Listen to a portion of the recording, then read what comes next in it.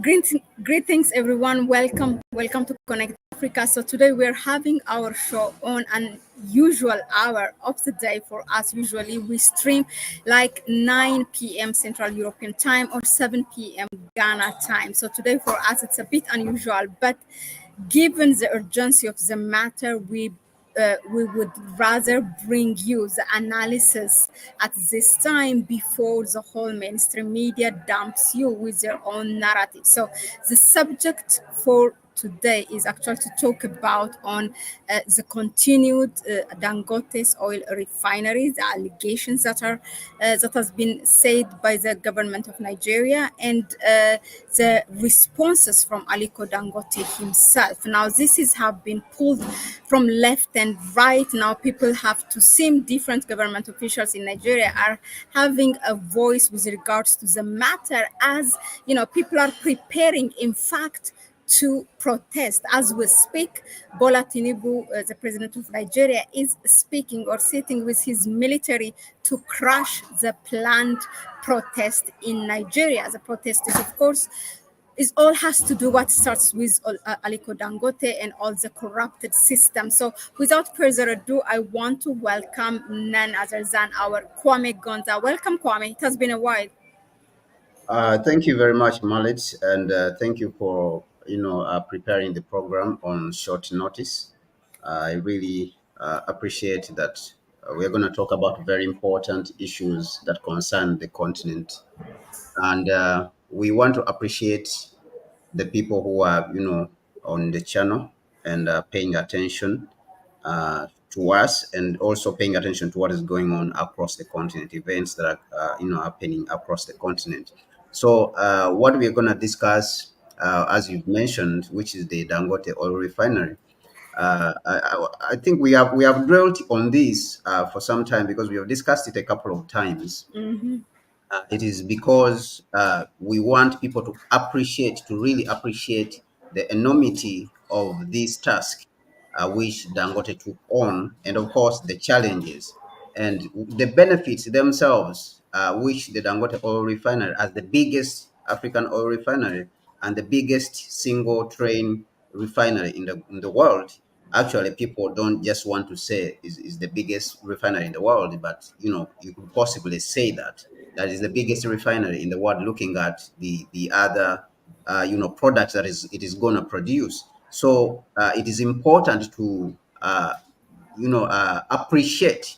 We have not yet appreciated. I think that Africans have not appreciated, and even the Nigerians themselves. That is why they are putting a lot of obstacles for Dangote. They have not appreciated. We have not appreciated the task this man took, which is a huge task and a very challenging one, to invest his own money when other Africans, especially the African politicians and African businessmen, they are stealing the money and hiding it outside of the continent. They are not even investing in the continent; they are investing outside of the continent. So it is important. There is an importance to this that we should be able to appreciate the task he took on. Now, when we finish appreciating the task that Dangote took on, the challenge that he took on, we should appreciate the benefits that are likely to come from this refinery. This refinery is likely to end Nigeria's imports of oil. Okay, and also, it could fundamentally change. This refinery could fundamentally change the relationship of the Nigerian people with this oil industry in general, because in the past the oil industry has been dominated by foreigners. So this is something to appreciate, and it could also change, the landscape on the African continent when it comes to the oil industry, and of course the products that are going to be produced from here. Remember, they're going to produce jet fuel for the aircraft. It could have an effect on the air transport, on the air industry. We have been talking about here recently about the single African air transport system, which is under the Agenda 2063 of the African Union. So we need to appreciate, the enormity of this task. And of course, he spoke about I think it's called polypropylene, right? which is used in plastics, is going to also be produced by this refinery, and then it's going to produce fertilizers. All these are going to be able to service the African continent in a major way. So it will reduce the import of all these products. Now, what does this mean? It means that a lot of money is going to be saved and it is going to remain in the continent. Now, not talking about the jobs, all right? I was talking about, I was listening yesterday to one analyst who said that Dangote is now the biggest employer almost in Nigeria, all right? He's one of the biggest employers in Nigeria and he's the biggest taxpayer. He pays more tax than all the banks, all the financial institutions combined in Nigeria. All right. This is how much taxes he pays. So now, when you talk about the employment, he's creating huge amounts of employment, tens of So thousands of Kwame, we're gonna come back employment. in detail for that. So if you can just wrap it up, then we can start with the questions. Yes. So this is why we want people to appreciate this. This subject is very important, Mallet. So that is why I had to dwell a little bit on it, because we have really to appreciate the importance of this refinery. We've been talking about, adding value to our resources, and this is it. This is really it. And when a person like that, starts an enterprise like this, I think we need to really appreciate. So it's very important that you brought this topic back so that we can, deliberate on it. Thank you very much.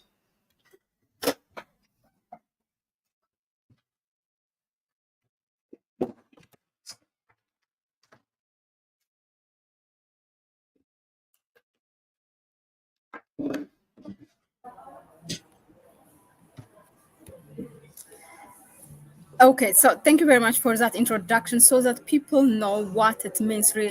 I mean, Aliko Dangote is not just one of the ordinary businessmen in Nigeria or even for that matter, not in Africa, not in the world. This man is what he's doing is really huge. So, yeah, with that, having said that, we have. Come here and analyzed issues related to this. Now, let's go to the questions. Now, give us a background on what's happening of the issue of oil refinery. Now, Kwame is here particularly today because what's happening to Aliko Dangote is just one thing. It can happen, or it's happening to many African businessmen, and that needs a Pan-African perspective. So this is why he's really here.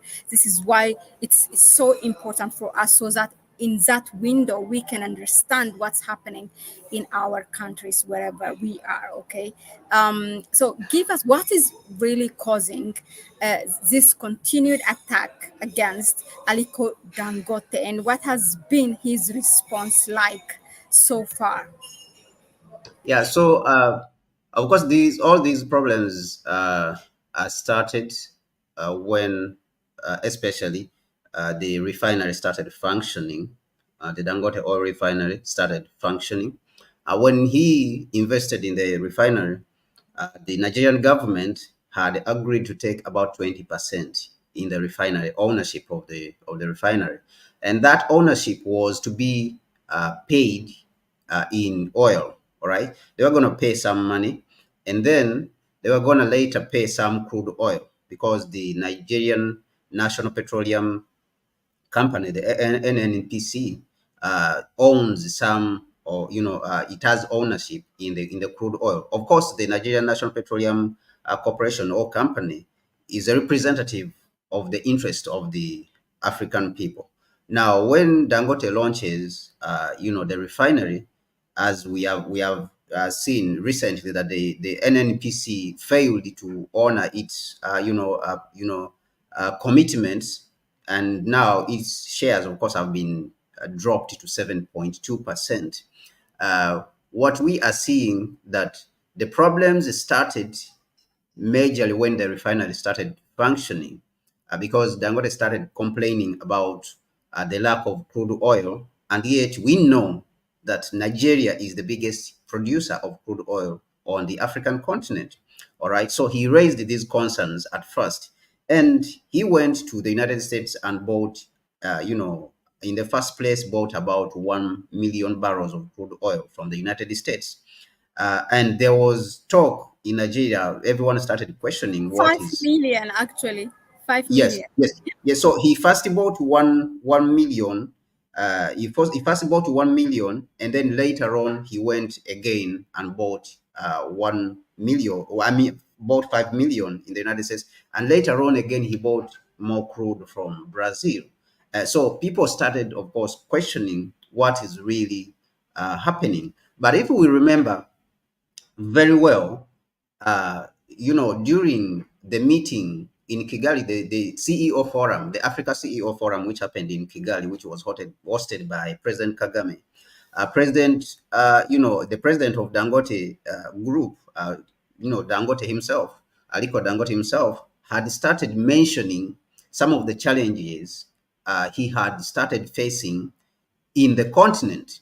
All right, he had started facing huge challenges in the in the country. So he started bringing this out on the continental level so that everyone can know what is happening really in Nigeria. Now, he would follow this up later on when he spoke about it again in Bahamas at the Africa Import and Export Bank meetings, which happened in Bahamas. Again, he brought it up and spoke about, of course, the oil mafias. He spoke about the international oil companies. So he spoke about the international oil companies, how they are obstructing the operation of the refinery. And he spoke about, of course, the internal, cartels, internal mafias.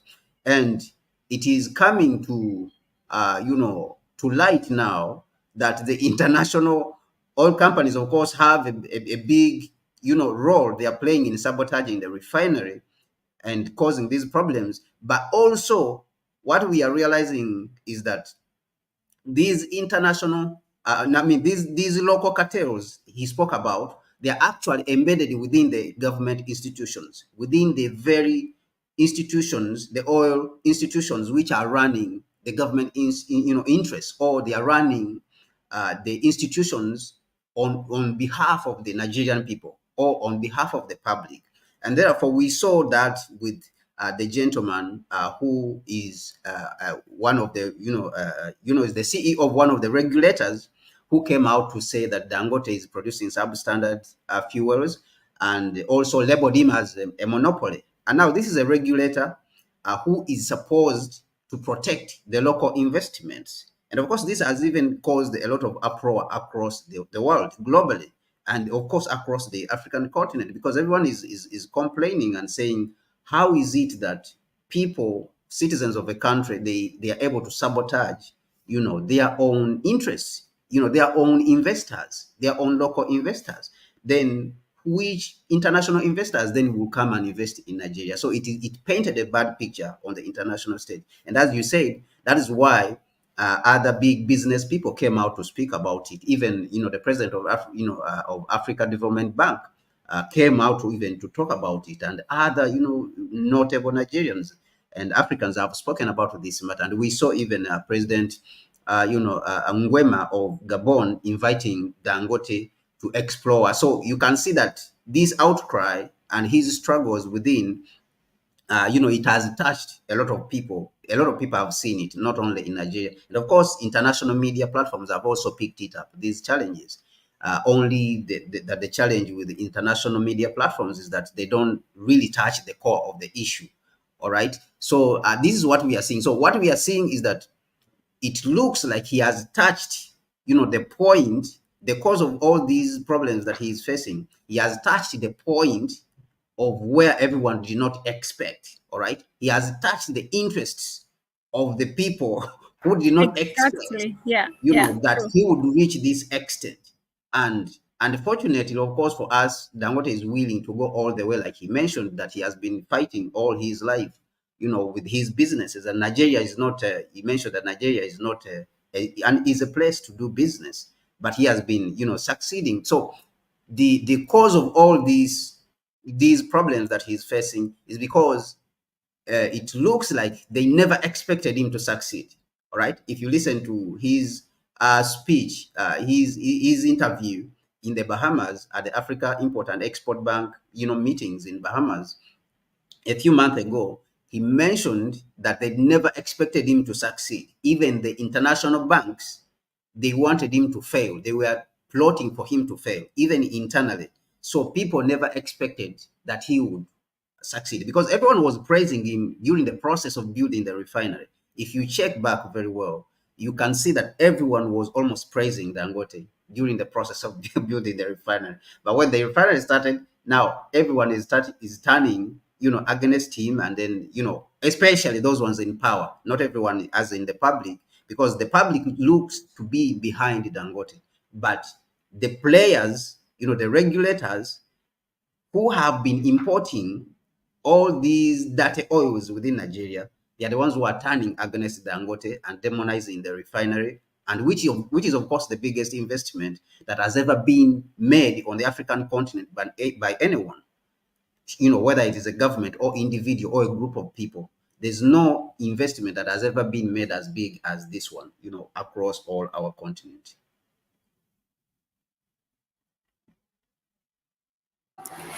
Thank you very much, Kwame, really, for that background.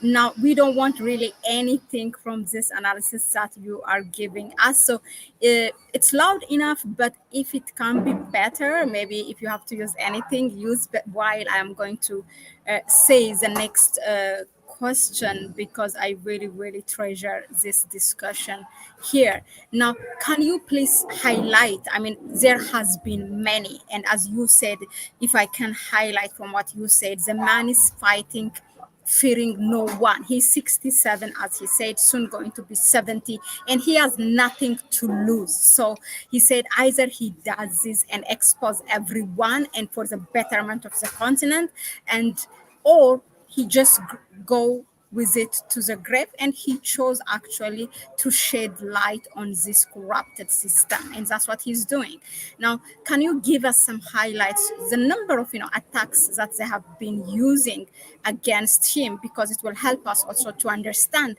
how, whether it is the international or local oil mafias, are coming at and attacking other businessmen as well. Yeah, thank you, Mallet. I hope you can hear me well now. We do hear you, but I just prefer it. But we do hear you, yeah.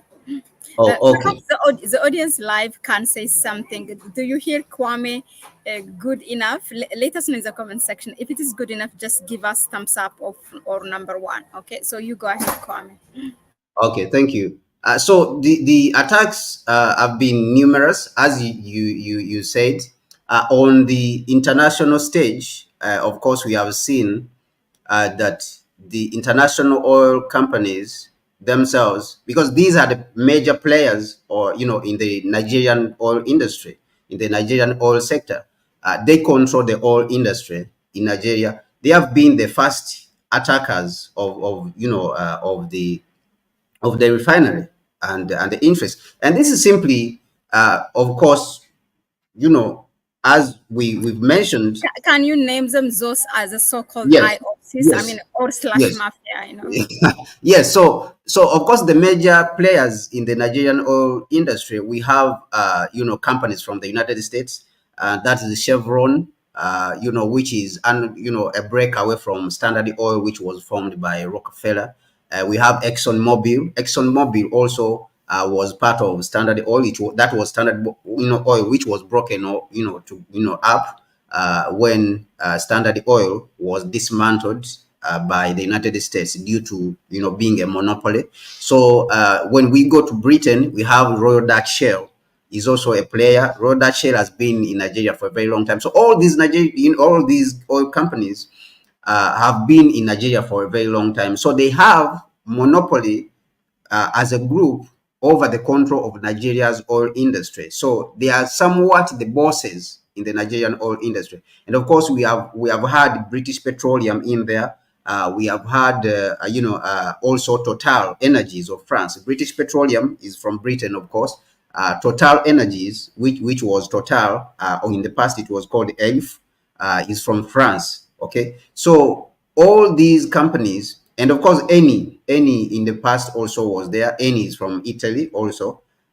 So all of them who had the major, players in the Nigerian, crude oil sector, they do not want to sell to Dangote. So this was the first attack that happened, that when he wanted crude for the refinery, and because they have the control over the crude oil, and also the importation of refined products into the country, which from which they are making huge amounts of money, billions and billions. Nigeria, I think, is importing close You to know four what billion struck dollars. my mind is even when they have so much crude oil and stealing this and that, they don't even think to set up one company to filter the oil and to prevent importation.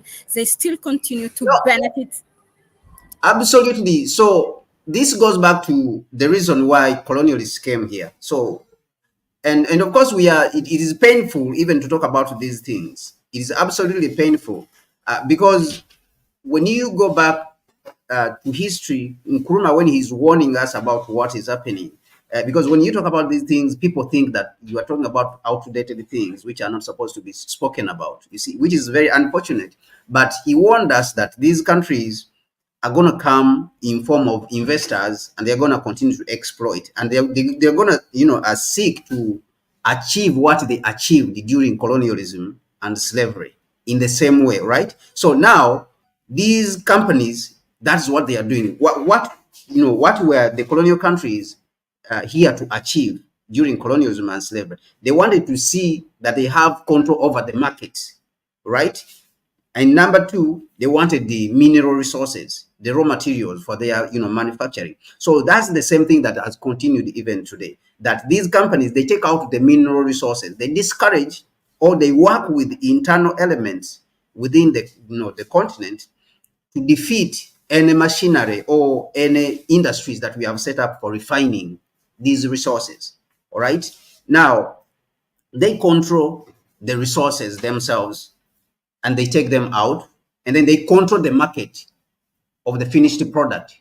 So they don't want any local refining, they don't want any local processing, so that they can continue to control the market. They own the market, so they want to exploit you in and out, you see. So that is the problem that we are seeing. So those are the attacks now that we are seeing, that it is a continued process now. Even this investment which Dangote has made of 20 billions, they are working studiously to defeat it, because they think that it's gonna, take over their market of refined products.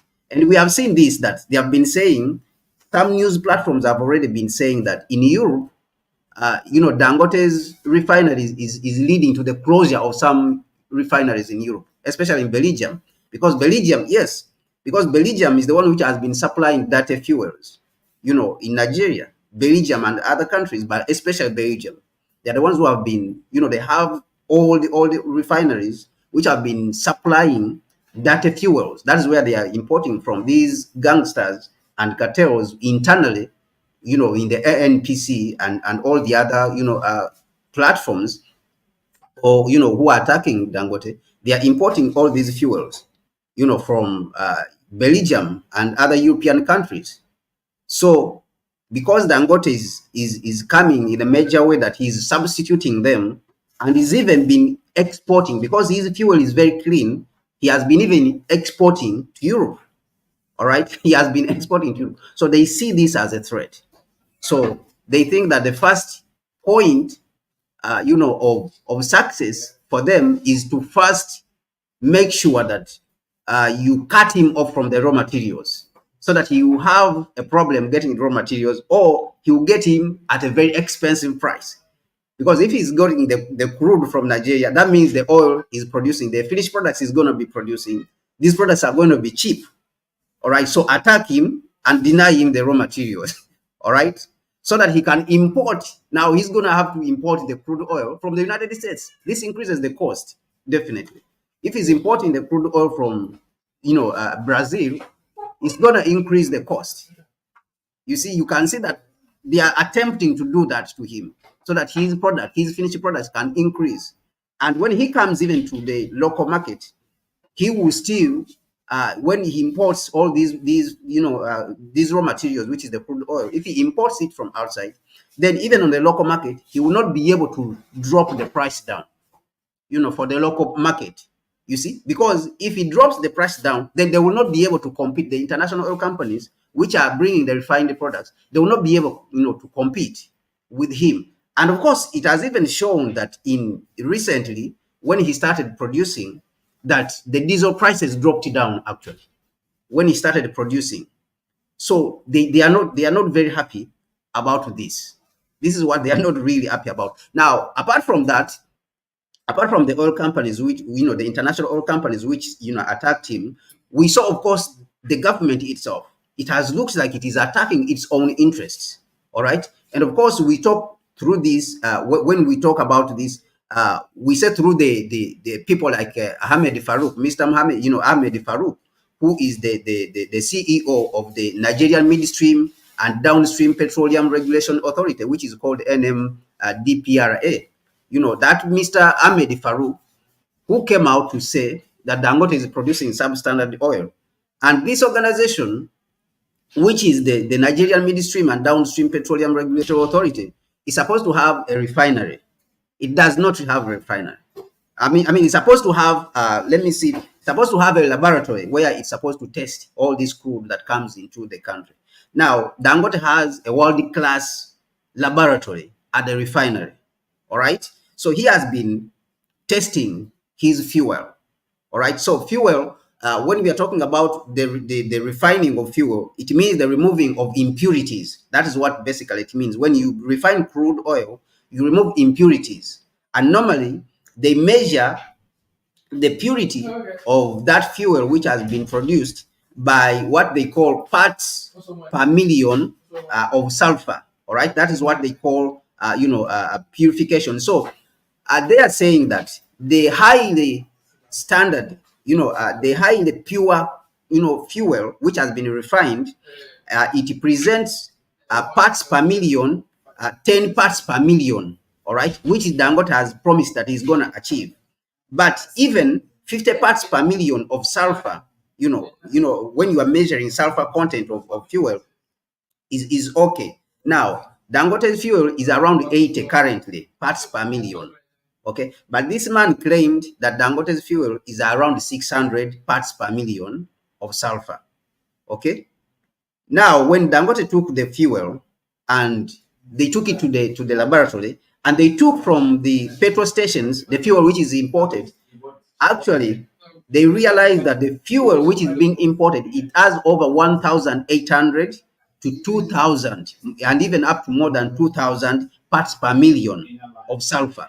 All right, so that means it has 2,000 parts of sulfur within it. All right, now Dangote's fuel has about 80, just 80. So now this means this is contrary to what the man is saying. So this showed that the man is just attacking Dangote Refinery deliberately. Deliberately, there is something which is driving him. Okay, so that is number two that we noticed. Okay, now when we go to the Nigerian National Petroleum Corporation itself, Dangote revealed that there's people within the Nigerian National Petroleum Corporation who are importing the dirty fuel within the country. Because remember, in Nigeria, the Nigerian National Petroleum Corporation almost has the monopoly over the importation of refined fuel. And of course, that is where all the gangsters, including the international oil companies, are operating from now. You see, and he also pointed out that these people, they do have blending oil, fuel blending facilities outside Nigeria, in places like Malta. And the CEO of the Nigerian National Petroleum Corporation came out to deny that no one has fuel blending facilities in Malta. So you can see that within apart from the international oil companies putting blocks for Dangote, you have within the government itself, you have interested people, corrupt people in there who are sabotaging the interests of the country, have been bringing dirty oils which they have said that have been destroying people's engines in the past, vehicles and engines in the past. They are the same people who are claiming that Dangote fuel is dirty. And when we go to ask them, do you have a laboratory where you are testing from? Dangote asked them, let them show us the laboratory where they are testing their fuel from. They do not have the laboratory. And they are giving out fake certificates to importers of these fuels, of these data fuels. They are continuing to give out, these so-called, certificates to people for people to import. Okay. So now this becomes an attack, or self-sabotage, that institutions which are supposed to protect their, our own interests, they are now sabotaging our own, interests as a people. So which becomes, very unfortunate. And therefore, this is where we are seeing that, at least reasonable people within even the Nigerian Senate and the House of Representatives, and even the Speaker of House of Representatives, was called in to visit the Dangote, oil refinery to see for himself, when they tested the fuel in the laboratory, and they saw that, Dangote's fuel, is, has lower sulfur content and is the best in, in Nigeria compared, actually even in West Africa, because most of West Africa is not is not, exporting or refining its fuel. All this data fuel from Europe is coming from there and then coming all over the West African market, because all the refineries have been crippled by, the corrupt people inside the countries, and the international oil companies, they are working with them. So you can see that, the Speaker of House of Representatives came in, to visit the refinery, and they showed him, what came from the laboratory, the oil, that the fuel which was picked from Total, a French company, petrol station, Total petrol station, a French petrol, company, it was tested, and the sulfur content is hugely high. And the one, from Dangote is very, very low, is the best in the whole country. So it is contrary. So that is where, the minister of oil, of energy in Nigeria, had to call Mr. Dangote, and then call, the CEO of the Nigerian Midstream and Downstream Petroleum Authority Regulation, to come together so that they can talk it about.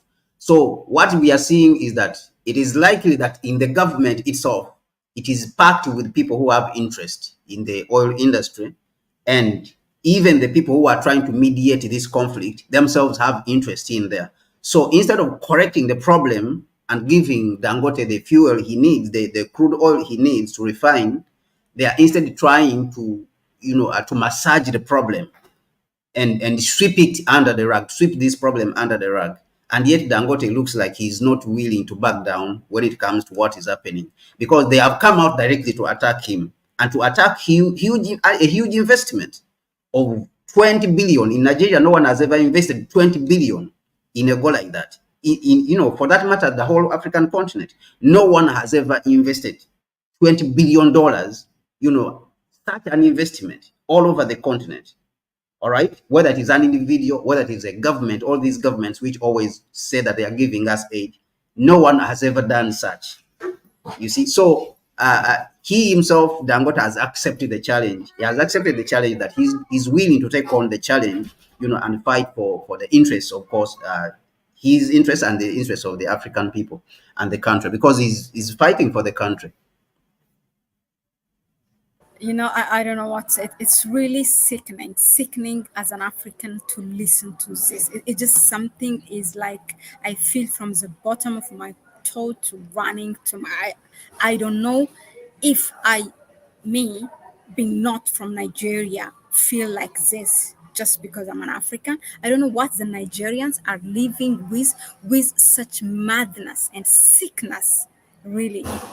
We always say, Kwame always say, I say Nigerians are some of the smartest people in Africa. And you have their intellectuals, politicians, entertainment people, this, and how can none of them can be a voice for No, this? I think that some of them, some reasonable people really have come out, like the president of the Africa Development Bank. You know Yeah, that him he's exactly. Okay, so continentally known. Yes, he said that this self sabotage is unacceptable, and he gave out, the serious reasons that, of course, this is something which you have already spoken about when we talk about the people who are importing from fuel from Malta. It's fine. You don't And, have and to this repeat it. It's all accusation, the same. yes, and this accusation that Dangote is a monopoly is, he rubbished that. And he said that you cannot say that Dangote is a monopoly, and that he doesn't like competition. How can you say that he should compete with people who are importing? This is not competition.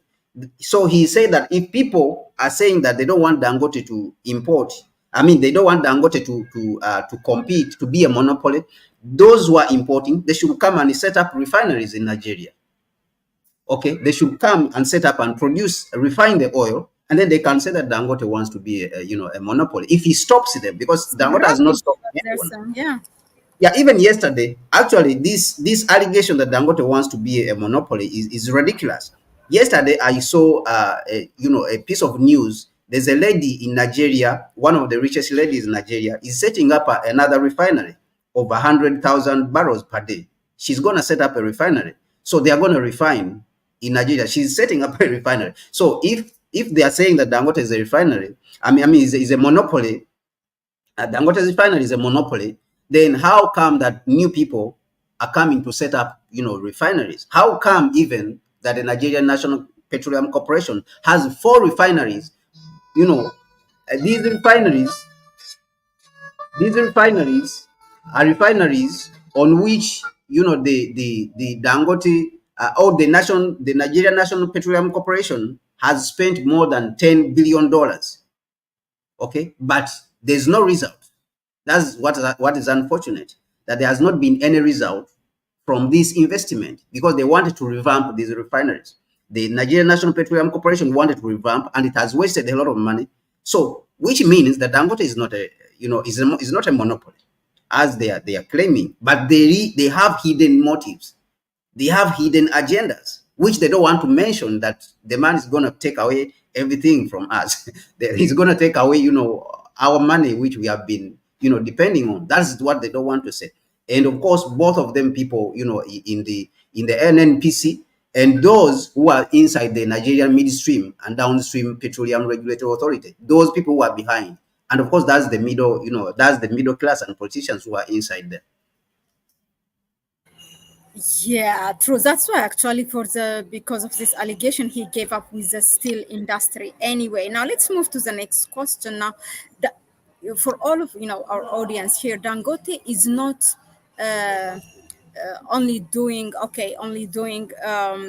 this cement or oil refinery, but also he does the fertilizing company. He has that factory. Now, let's talk about, where is the president in all this is positioned, Bola Tinubu?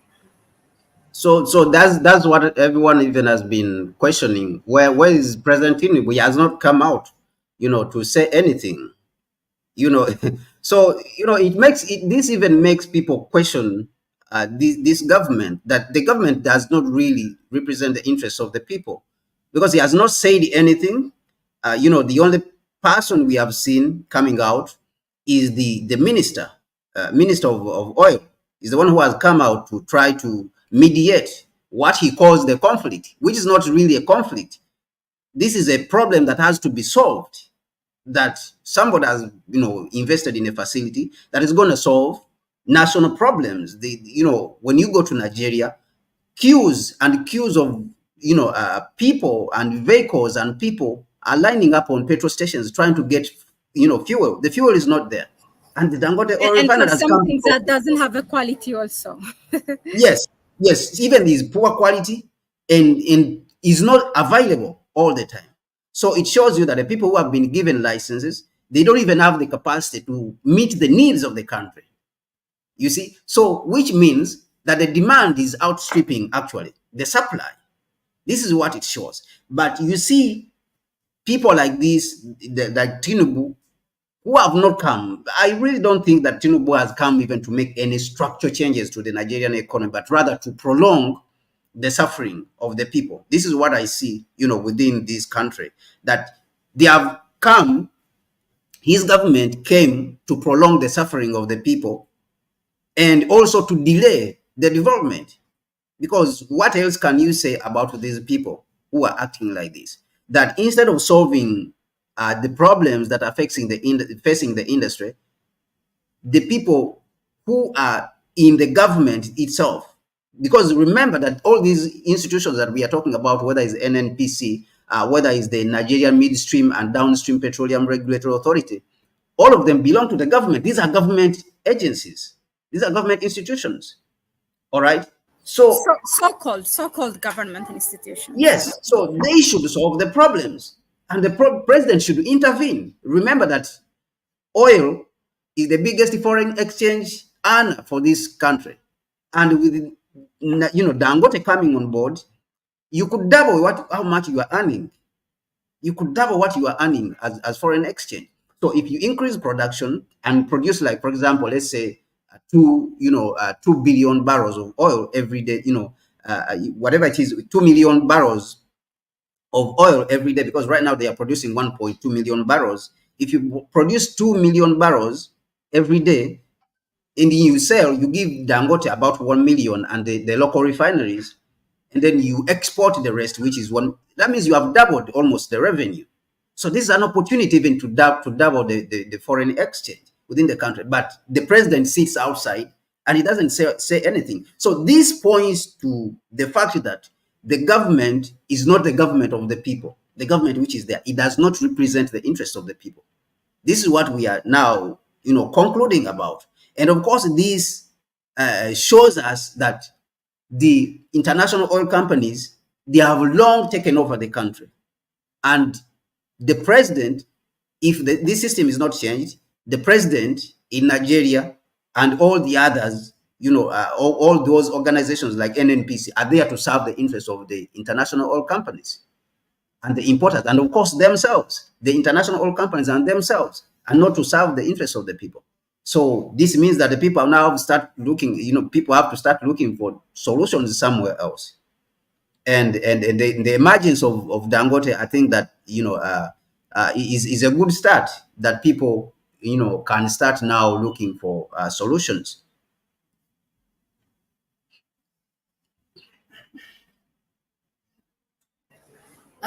Yeah, thank you, Kwame, for that. Now, let's get out of really the real action and start to understand it in a wider perspective. Do you believe that this kind of selfish and very corrupted elements who have cost Nigeria so much? We know how much barrels of crude oil have been being stolen. Actually, during Obasanjo time, 80%. I was reading an article before we come here live. 80% at that time, even Nigeria was supposed to produce 2 millions of barrels per day, and 1.5 or 80 out of it, just calculate 80%. 80% of it daily was stolen, and only the rest 20% was really registered as whatever amount of barrels per day it was that corrupted system. So now, do you think this selfish and very corrupted system that has caused a lot of problems to Nigerians, and also actually by large to Africa, have met their match in Dangote? Or should we say that just Aliko Dangote is simply in trouble? Yeah, so I think that Dangote, has played a role, even if he does not entirely, defeat these corrupt elements, these cartels, these mafias who are embedded within the Nigerian government. At least he has shown the people where the problem is. This is very encouraging, and I think that as Nigerian people and as African people, we have to be encouraged. And I say African simply because if these refineries, all of them which are in Nigeria, were functioning, all of them, Nigeria could be the petroleum hub of the continent. It could supply, because remember where Nigeria is just in the Gulf of Guinea here. It could supply all the continent, both in the western part and in the east. If you look at the map of Africa where it is, Nigeria could supply all the continent with fuel, all right, refined fuel, and all these countries would not have to import anything from the Middle East. Look at all these eastern countries, East and Central African countries, they are importing refined fuel from Middle East. They are taking away our money. So is it better for people in the Middle East to take our money than us having our money stay here? So it should stay here, should stay in Nigeria, should stay in Africa and enrich the Africans. The money should stay in here and enrich the Africans. So even those ones who are claiming that Nigeria, Dangote is a monopoly. So these criminals, they prefer that the money should go and enrich the Europeans. You see how people have a twisted mind. This is very dangerous. These kind of people who are speaking like this, they are very, very dangerous, extremely dangerous. So they're talking about monopoly, that our money should go and enrich the foreigners. Extremely dangerous. So I think that regardless of how far he goes and his reach, I think you could not pick anyone else to take them on. Because in the past, we have had people who have fought for the oil industry, people like Ken Sarowiwa, who was killed by the same, Shell Petroleum, actually, with the Sani Abacha regime. Shell Petroleum, together, the same culprits we are talking about today. Shell Petroleum, Shell, Rodat Shell in Nigeria, working together with the elements in the Nigerian government, they killed Ken Sarowiwa and he was hanged. All right, he was hanged and killed. So you can see that it is because he did not have the same muscle like Dangote.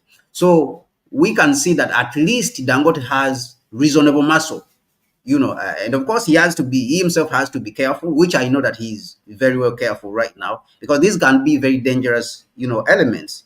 They can be very dangerous people. But I think that regardless of what happens later on, I think he would have achieved the objective of exposing, these dangerous elements. But I think he will succeed. Consequently, he will succeed. Whether it is when it comes, they will have to share. Even they will have to share. Even if it doesn't completely defeat them, they will have to share, and they will have to compete completely. So we could see major reforms within the Nigerian oil sector itself. They will have to compete against Dangote on all, on all grounds, because he has set up a world-class facility. He has a world-class laboratory, to prove that he's producing the best, the best oils. But even with that, Dangote has already the West African market is there. He could sell his products there. When you look at his jet fuel, his aviation fuel is demanded even in Europe, where he has been selling it. So they are in for huge competition, but again, he will be able to achieve the objective of exposing the rot, the rottenness, the level of corruption that is within the Nigerian oil industry. So even if he moves on from this and they are not able to give him oil, crude oil, he could go on and try to take on oil blocks himself, and drill his own, get his own crude oil out of the ground and supply himself. Or even we have seen that he has started exploring getting crude oil from Angola and Libya and all these African countries, so that he can stop taking it from United States and Brazil and all these countries. So regardless of what happens, I think he has opened, a very important chapter when it comes to the African energy industry and the energy sector, the African energy sector. And he has shown, actually, even the whole world, how rotten the government and how weak, first of all, how weak the government is in Nigeria, and how rotten it is that elements within the government themselves can come out to attack their own, their own investor, their own, entrepreneur, who has put up one of the biggest, investments, across the continent, not only in Nigeria, but across the continent. So he has been able to expose that rottenness, the level of rottenness within the Nigerian industry and the Nigerian government.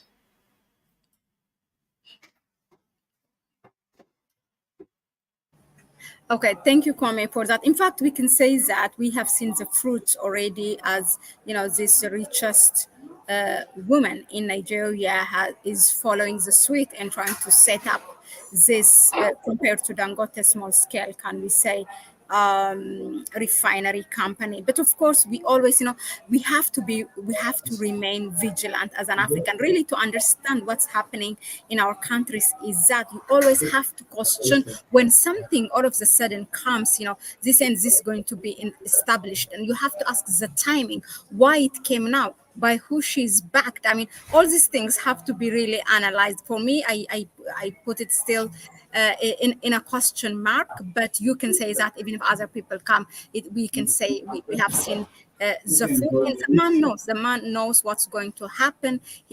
For him, I think it's enough. I'm going to expose them, and whatever happens, I'm going to accept. As you said, he has accepted the challenge. Now let's move on to the next question.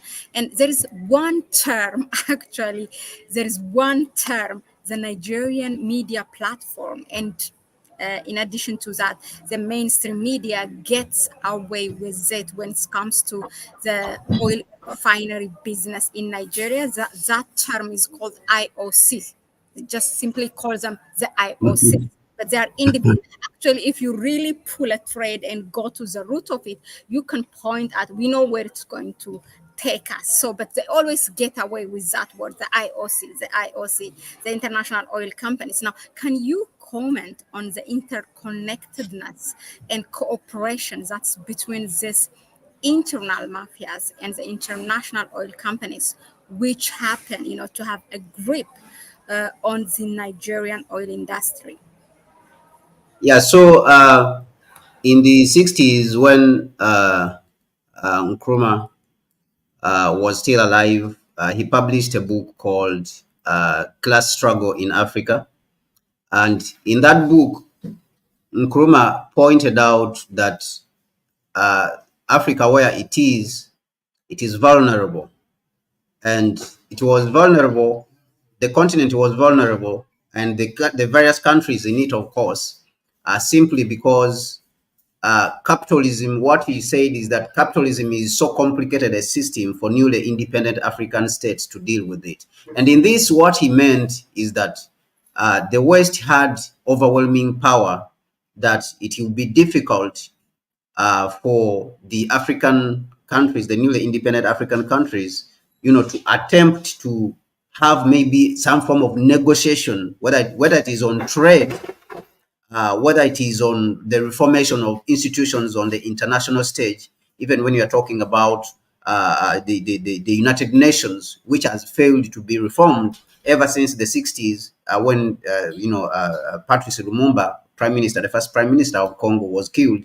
Nkrumah is one of the first people to start calling for the reform of the United Nations, and calling for the giving of Africa a permanent seat, a seat at the Permanent Security Council. But ever since that time, we have not been able to achieve that. So now this shows you what Nkrumah was talking about, how interconnected this system is: militarily, information. You see how they demonize Africans, and all this. So what he said is that the newly independent African countries, we are not in a position to combat this system alone if they are not unified, if we are not, together as a continent, to move together, because we will gain power if we start moving together, and we will gain the muscle to negotiate with these countries, and even in many cases to compel them to respect us, or even to compel them to pay the right prices for certain goods of ours.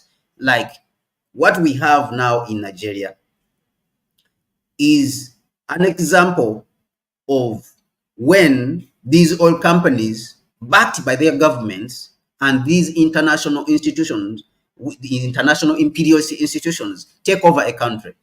All right, they tell you what to do. We have seen that the International Monetary Fund and the World Bank, they told Nigeria to devalue the currency, and they devalued the currency. Even when we saw people like Dangote saying that don't devalue the currency, all right, do not devalue the currency. Why do you devalue? This is one of the richest people, in the continent and in the world. One of the richest, people in the world, and the richest black man in the world, the richest black person in the world. And he told them, do not. Why? Don't increase the interest rate. A few days ago, they increased the interest rate. The Nigerian, central bank increased the interest rate. So it shows you the level of control these institutions have on us, the amount of power. Now, these institutions, of course, they are forerunners of the international oil companies.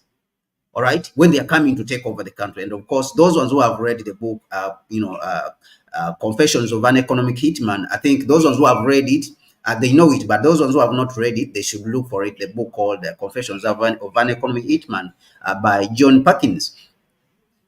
These international oil companies, they are working together with their banks, and they are backed by their governments. Now, this is the complicatedness.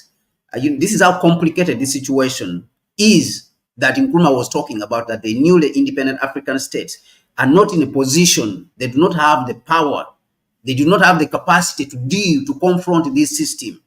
Okay, because the system itself, it constitutes all these, the governments, the Western governments, and their institutions which they control, and their companies, which are the corporations, and of course their militaries, and then their media. This is an integrated system. And many of the African heads of state were not seeing this. That is what is unfortunate for us, of course. Now, these companies now, they came to our countries and took over the countries. Even when you come to Ghana itself as a country, there's a refinery which was built by Kwame Nkrumah in 1960, before Ghana discovered, crude oil. But the refinery has been sabotaged by the local elements, for the interest of the international oil companies which are importing the refined oils into Ghana. And the refinery is not working to its capacity.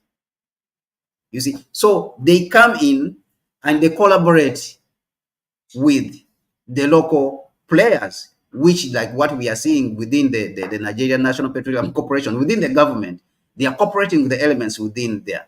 And these elements become extremely rich. They don't care about the interests of the masses. They don't care about the interests of their country. Now, this is what Nkrumah pointed out in his book called The Class Struggle in Africa, which I would encourage everyone to go out there and read it and understand. And Nkrumah's attempt is to try to show us how these companies are entrenching themselves, are interconnecting themselves, and they are cooperating with the elites within the African continent to undermine the interests of the African people. Okay, these elites, these political elites and business elites in the African continent are allowing Africa's resources to flow out, while we don't build the refineries, whether it is refineries for oil, whether it is refineries for gold, whether it's refineries for whatever resource you can talk of. And the African people continue to cry and talk and talk and talk, and they don't care. These people, they don't care. So this is the interconnectedness. It is Nkrumah who was the first person to show it, that this is a big problem that is going to face the continent. And he emphasized this actually. He wrote extensively on this. All his work is full of him highlighting, how neocolonialism works, because this is how neocolonialism works. Neocolonialism works works in such a way that what was once achieved with absolute colonialism is achieved with disguised colonialism. They send the corporations to take over the country, but at the back of these corporations, which are cooperating with the local elites, the political and business elites within particular countries, and all these countries which are neo-colonial states, these corporations have the backing of the colonial states, the once colonial states, and the new, of course, neo-colonial power, which is the United States. So all these once colonial countries, they are behind these corporations, and they are pushing them, and they are protecting them, and they are giving them, this is the muscle that is supporting them, and of course all their media. So this is what we are seeing even in Nigeria, that these international oil companies came and took over the oil industry in Nigeria, the most important industry in the country. And of course, we know that agriculture is also important, but we know that oil has been instrumental in the Middle East, in the rise of Saudi Arabia, all these countries. So Nigeria should also be on the same level. The Nigerian National Oil Corporation should be on the same level like Saudi Aramco. Should be more than $1 trillion should own the assets within the country.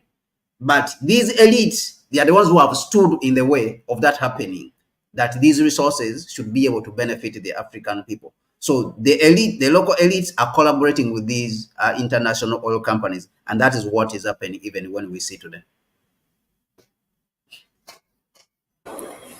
Yeah, as I said again and again, very sickening, sickening. I mean, it just makes you crazy, madness. I mean, if people go mad out of this, I remember there was this one Gen Z protest. He was, there was a group of police that are coming at him. It was right after, it was one day after people already, 26 people have died in the beginning. And the government said they will try, like kind of order not to use anything. But he was in front of 4 or 5 police, and they are all have their weapons and not afraid. He said, I am the one who tells you what to do. And he tells him the courage he has, go back, he tell him, go back, go back. Like, you cannot touch me. But you can listen, you know his voice, his pain. You can see his tears and everything. Once you reach a certain level, you're not afraid of anything. Now imagine all this theft is happening in Kenya.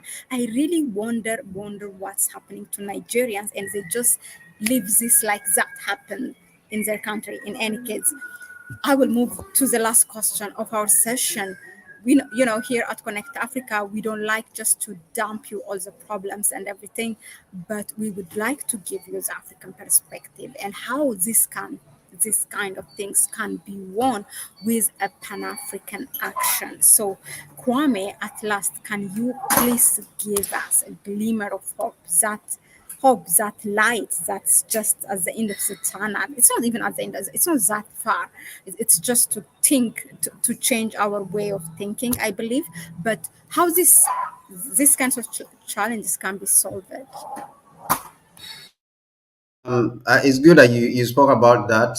I think I wish anyway. I wish I could say that there's a simple way of going around this issue. And of course, a lot of other people have been asking where are the Nigerian youth, and where are the are the Nigerian people? Where is the civil society? So the Nigerian youth alone can contribute, of course, but the task, like I said in my explanation, is huge. So there's no simple way of going about it, but it needs building a very strong movement. And it's not that the civil society and the youth have never come together. I've spoken about Kenny Sarowiwa here, who was killed by the Sani Abacha government, and but with the backing of Shell Petroleum. What we have is that these international oil companies, they come to a country and they take over the country. All right, they take over the resources, they take over the country, and they take over even the military. Because remember, Sani Abacha, he built a movement, the Ogoni movement. It was called the Ogoni movement, okay, in the Niger Delta. All right, and these people, they reached even a point of sabotaging, whereby Shell had to stop the production, had to cut down on the production. Yes, so they never forgave him for this. So it's not that people have never built a movement, all right, to counter this. That it's not that the Nigerian youth have never stood up to counter this problem. But the thing is that these companies have overwhelming force. Now, of course, I will not say that, okay, because they have overwhelming force, now we cannot do anything. And of course, there's a lot of things which we can do now, but it needs us to build a consistent movement and to expose without, fear, without anything. We need to build a movement which will expose those who are working with these corporations, and also to make sure that this movement is continental. Because if Nigeria rises up and is able to supply these fuel, if all the refineries in Nigeria are able to produce, remember that all of Africa is going to benefit. We're going to have low cost fuel across the continent, all right, because we are using our own raw materials, we are using our own machinery. Remember, the machinery is the refineries. These are the tools of production, equipment used for production, means of production. We are going to have low cost fuel all across the African continent, of course, which the colonialists don't want. And our transport costs will go down, and of course our food costs will go down, because majority of the industries, transportation, all of them, air transport will go down, the cost will go down, because all these industries depend on energy. Remember that they depend on energy. So it is incumbent upon us as Africans to understand that we have a stake in Nigeria succeeding. All of us as Africans, we have a stake. Now, when these criminals, including the Nigerian president, are masquerading around and are ignoring the interests of the Nigerian people, it means they are ignoring the interests of the African people. When they are attacking the local, the domestic, not the local, but the domestic entrepreneurs like Dangote, they are attacking the interests of the African people. So this should be as clear, as water to us. It should be clear. It should be very, very clear to us. And therefore, even if the Nigerian people within, they may feel tired that they have fought at least one time, like I say, they have ever built a movement. And they have ever built movements. We saw the SARS movement in Nigeria, which was strong. We have also continuously also to come out and remind them that you have to be consistent. You have to rise up again. We cannot stop. We cannot stop here. And of course, we have to find all means. So the only solution is for us to build a movement together as Africans. And that movement should push us towards the unification of the African continent. Because again, a single African state cannot contend with the whole, with the whole Western, group of institutions and neo-colonial system. A single African state cannot contend even with Shell Petroleum, one company like this, because this company alone is about, is worth more than, $200 billion. A company like Chevron, ExxonMobil alone is worth more than $300 billion. All right. So Nigeria as a country is just around $400 billion, maybe $500 billion before the devaluation of the Naira recently. But these companies, they are bigger than economies. So a small country like Ghana or Angola, or, it cannot compete. So we have to move and we have to be consistent about it. And we have to be serious about it. And we have to be deliberate about it. That the unification of the African continent is the only solution. And we have to go back to the literature which Nkrumah warned us about. We have to go back and read what Nkrumah, we have to go back to the sayings of Nkrumah, what the warnings, what did he warn us about? He warned us that if we don't unify, this is how we're going to be treated, and that is how we are being treated. So it is not an accident. All these things we are saying. Now we have to go back and listen to what he said. What did he say that we should do? He said that you people fight for unity. Fight for unity with everything you have. Fight for African unity. Stop saying you own me Nigeria, I'm Nigerian, or everything Nigeria, everything Kenyan, everything Ethiopian, everything Sudan. Because this is what we are hearing, that this generation is caught in that trap. And that is the trap where we are being trapped and exploited. So we have to get out from that trap.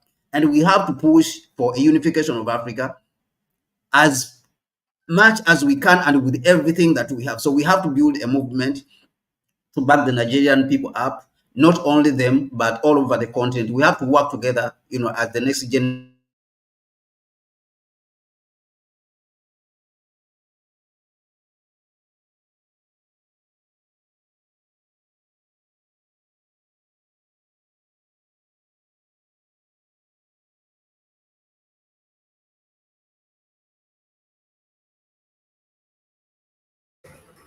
Kwame, you seems to be frozen, but in any case, maybe you should come log in again. But yeah, as far as the question is concerned here, the Juma, you commented that it appears there is a impending protest across Nigeria. Yes, and as we speak, actually, Bola Tinubu is talking with the police, with the military of the country to crush this protest because they're afraid it might end up like the Gen Z protest of Kenya. Another one is where is the this is Dutal, where is the Nigerian youth and civil societies? People should allow them to you mean should not allow them, I think. But as Kwame said, there have been some movement, but maybe it's a very tight thing and people cannot do anything. Look at them even being exposed on an international platform, how they're fighting the man. But of course, once the youth take on the streets, and there's no way they can fight it back. Well, who owns the shells, Chevron, and other shells owned by the Royal Dutch? So, in other words, the Dutch government. Class dynamic is another aspect of Pan-Africanism. All those companies are actually uh, owned by the government of the West, who have been once colonial powers or colonizers in the continent. You can just Google it, you will find it. Also, Tinubu is deepening the suffering. Famine is now looking, despite more than a decade. Yeah, so famine is around the corner. You are saying that I can't even imagine how chaotic that will be. But this kind of crisis sometimes are loved by our heads of states, so that it can turn the attention from what really concerns us to another one, so that all the energy and media can change the subject, and they continue looting the country as they have been. So I think the mainstream or the use of Nigeria should remain focused. SA's means exactly Africa should be ahead of every year. And the same called Abacha, the same West called about. Yes, that's us. They're not afraid. Once they use you, just wash their hand and they can throw you. So you just have to be careful how you play it. At the end of the day, it's only your own people can save you. If you do good, I mean, there's no way that the people will throw you out. So if it always has been like this. It doesn't matter how puppet you wear. If they want, they can throw you. So yeah, let alone when you are a very resistant Pan-African leader. Africans should do themselves what corrupt them. Well, yeah, true. I mean, this kind of awakening is important, so that for that, you need a very informed citizen in countries. If people are not informed, they will not act. And once they know, as Bob Marley said, there's no, you can cheat some people sometime, but you cannot continue cheating people all the time. So people will be awake. People will stand up for their own rights once they know, of course. Uh, we should Guada 9. Okay, we should all support Dangote. I believe so. I know that some Nigerians have their own, say that some look at it from the tribal perspective, some look at it from religion. But I think this we have to look at it what it does as a whole for Nigerian people. Those oils are not going to be sold for Muslims or Christians or for this tribe or that tribe. So that's how, or they are not going to employ this tribe or that tribe. So we should look at it, I think, from that perspective. Um, this is why yeah, indeed, this is why we need BRICS. Somalia has untapped oil fields, has started its natural gas through, but Ethiopia's thing is not really has come to fruit, but the oil has been discovered long time ago, and this is why you see the Horn of Africa always at unrest. It's a very, very the most fragile region in the continent, and Somalia, it has considered itself, it has surrendered to the so-called international, community, can we call it? It's not international, but it has kicked the African Union, the ATMIS peacekeeping mission, and now they have given it to the Turkey and others to control their sea. So it's a very complicated situation over there. But thank you again for all of you. I think Kwame has concluded more or less what he needs to say. And that was the last question for us. So he has said what is a positive way, how we can win this challenge. So he has given us what he has. So in fact, it was a perfect time, thankfully. But thank you again, all of you who have been here, who gave your time, suggesting, commenting. So let us know in the comment section and continue engaging by email, by comments, and please share the videos. This is information, this is knowledge. If you just keep this for yourself, then we are not achieving our goals. This is not why we talk. This is also not for the people who come live, but also for the people that you're gonna share after this streaming is over. And please continue to support us. Patricia Koch and Greta Woodson, thank you very much for your donation on PayPal, and yeah, please, you can go ahead and support us. In the description section you can find our PayPal account, and maybe for to make things easier, I'm gonna drop it here in the chat section, so that once this stream is over you may not be able to go to see the video if you have been here. But if you think also if there are unanswered questions, please email us and we can organize another session with regards to this. Okay, Black, thank you very much. Good to see you here, and thank you for reminding the people to share the video and to like it. Yeah, so please, yeah, then please share it. Who was saying that the whole Africa is watching SS Smith? Yeah, Guada 9. Then please share the video with others. Okay, thank you, Black. Thank you all. I think I have called all your names. Thank you. I'll see you on the next one. Stay tuned, subscribe, like, share, support the channel. For now, it's a bye bye for us.